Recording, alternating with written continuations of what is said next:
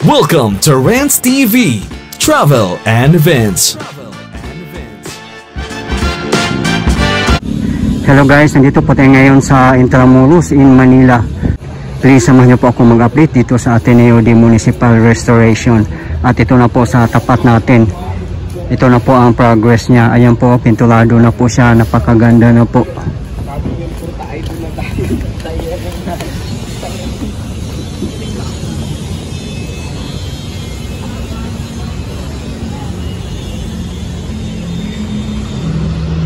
Ito po yung update natin ngayon guys, March 15, 2025.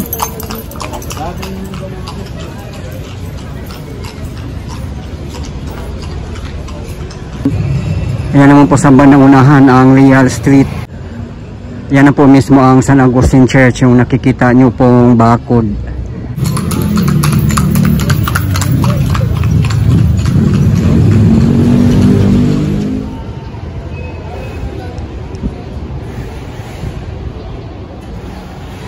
May nakausap nga po tayo dito na mga vendors. Gagawin po pala itong event center. Kasi po may nabasa po ko dati sa Google. Ang nakalagay po kasi doon sa article ay gagawing boutique hotel. Pero yung nga pala ay event center. Ayan po, sa loob po ay merong malaking tent or parang umbrella na napakalaki. Siguro event center po talaga ito at ito lang po niresto nila. Malapit na nga daw po itong bubuksan. Sabi po ng mga vendors dito sa malapit.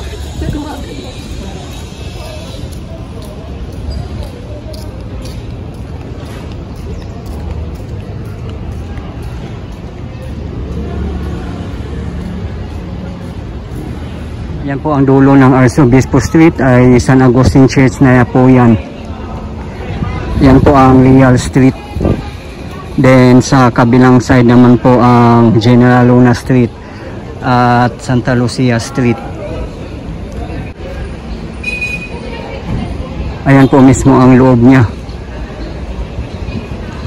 Yung roofing niya parang tarpal yata yan. I don't know kung ano pong tawag dyan exactly. Parang dome. Pero yung roofing niya ay parang gawang tarpal yata yan.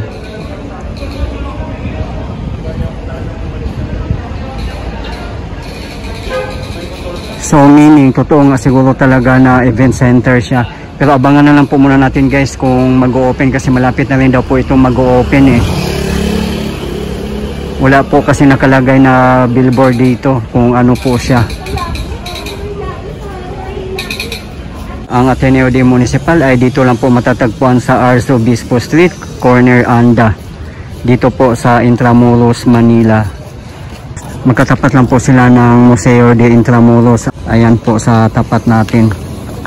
Dito tayo nagpunta. Ito po yung kahabaan ng Arzobispo Street. At ito naman po ang Anda Street. Sa bandang dulo po, yung dead end po nito ay Santa Lucia Street. Ayun po, sa tapat po natin, marami pong mga kainan dyan. Siguro ito po yung harapan ng Ateneo de Municipal. Magkatapat lang po sila ng Museo de Intramuros. Ayan po. Ang entrance fee po ng Museo de Intramuros ay 150 para sa mga regular visitors at 120 pesos naman po para sa mga students, PWDs and senior citizen. Dito po tayo sa harapan ng Centro de Turismo Intramuros. Sa bandang dulo po, dyan po ang Soriano Avenue. May event nga po dito ngayon at wala pong bayad. Napaka-timing po at first time ko na po makapasok dito sa Centro de Turismo Intramuros. Ayan, magkarabi na po sila ng Museo de Intramuros. At ayun po, doon po tayo galing kanina, ang Ateneo de Municipal Restoration.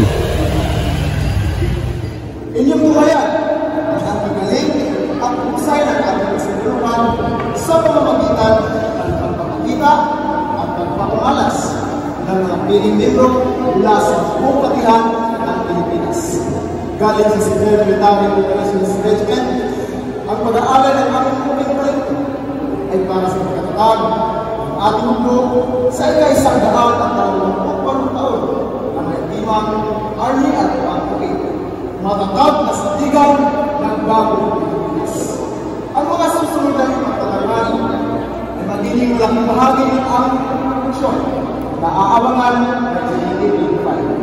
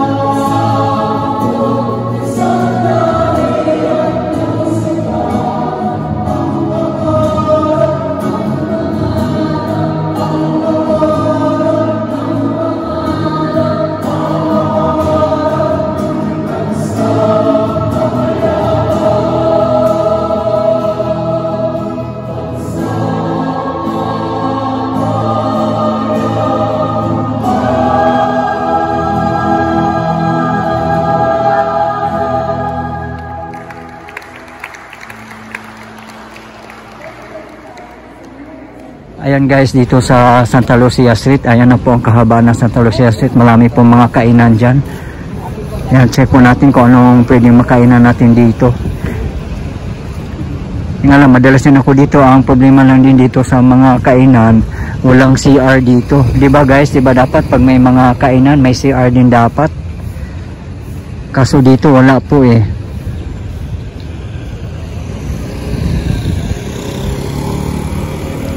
Ayan po ang Ateneo de Municipal. Ito po ang kahaba ng Anda Street. Ito po ang Museo de Intramuros at Centro de Intramuros. Ito yung Baluarte Plano Luneta de Santa Isabel.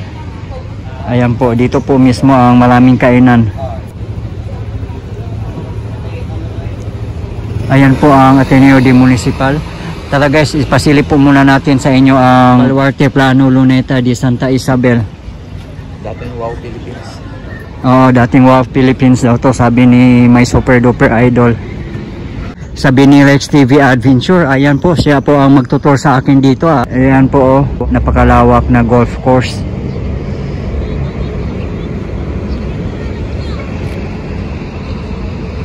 Ito po yung makikita natin dito. Napaka plain lang naman po dito, mga tambayan.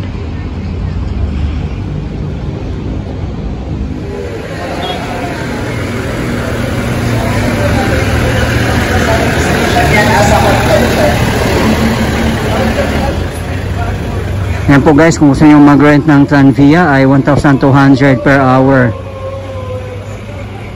Aside from Calesa. Punta rin po tayo sa Plaza Roma at General Luna Street para makita nyo rin po doon na area. Doon sa may Soriano Avenue din po. Yung sa main road ng Intramuros. Dito po tayo sa Soriano Avenue, ang main road dito sa Intramuros.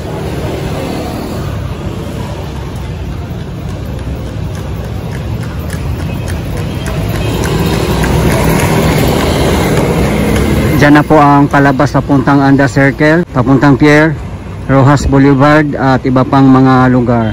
Ayan po, may Tranvia po nakapark dito sa along Soriano Avenue.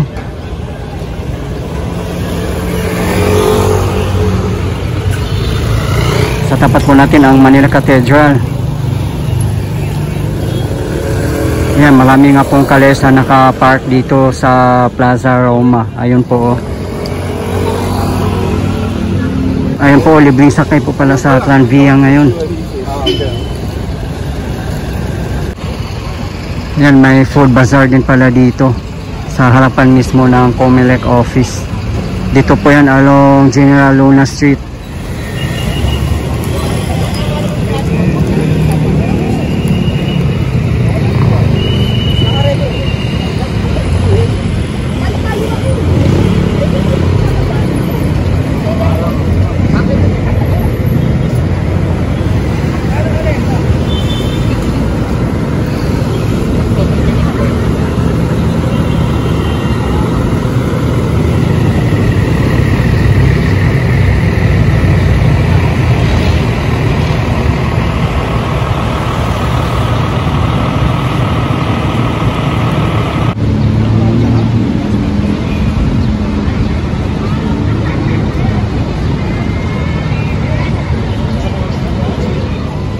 Ayan po, marami po nakapark dito ng mga Calesa kung gusto nyo po mag-rent. Ayan po ang rate nya, 1,000 pesos per trip for regular passengers at 800 pesos naman po para sa mga senior citizen, PWDs and students. Ayan na po sa bandang unahan ang Fort Santiago.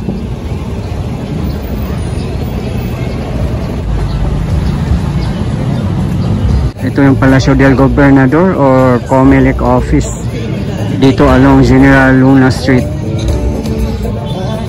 Ayan po ang Plaza Roma sa harap lang po mismo ng Manila Cathedral. Marami nga po nagsasabi sana ma-rehabilitate daw itong Plaza Roma at gawing world class park.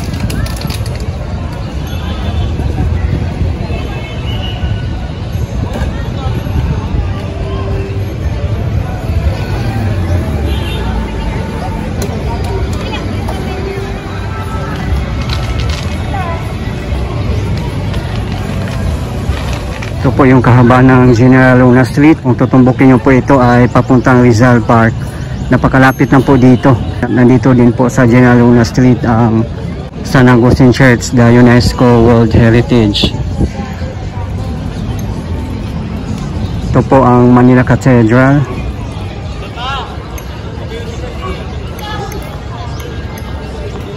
Sige, parang may laging may iniiwan. Tao.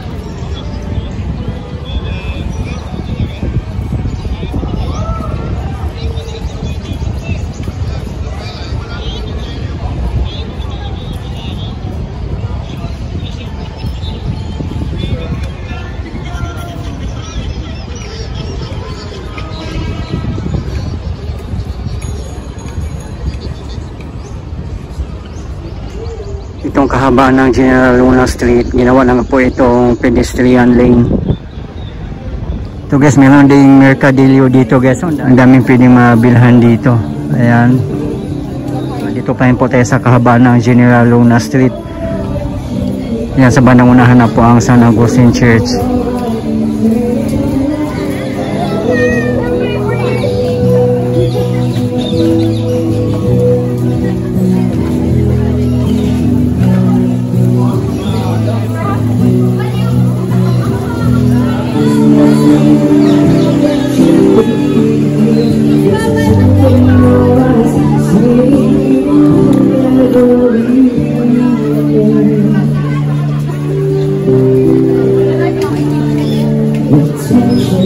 says you care.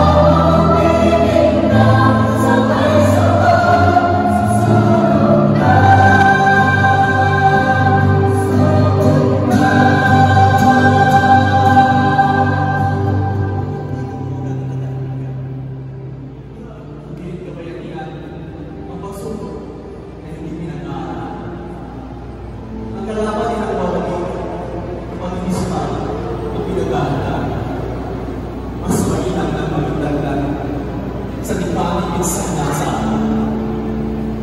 Ang paglaban sa sarili ay laban ng bansa. Gaya ng pagpili ko sa aking unang pinangarap. Nasira ang pamilya, ganun din ang pag-asa na sana sa susunod na bukas, sapat ang malalasa. Bayan ko, kailan ba tayo dapat ngayon? Sapat na ba na manalang dapat tayo? Ang panahon ay hindi mababago, ngunit dapat sapat na kailan kung gusto natin ng pagbabago.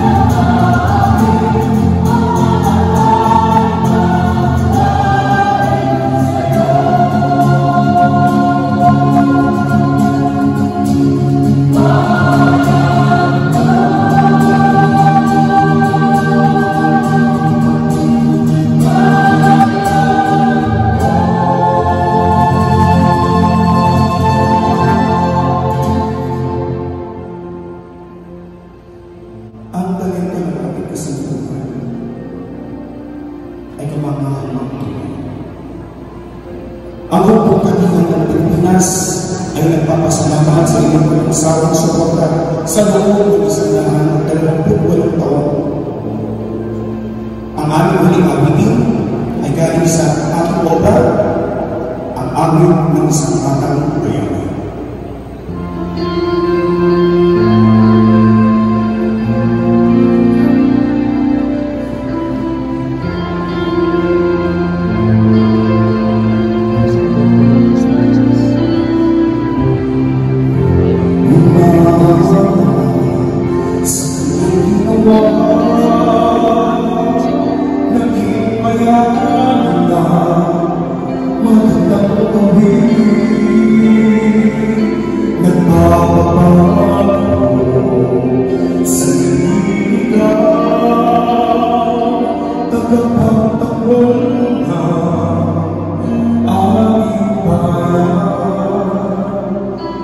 Bayani ka ng ating bayan.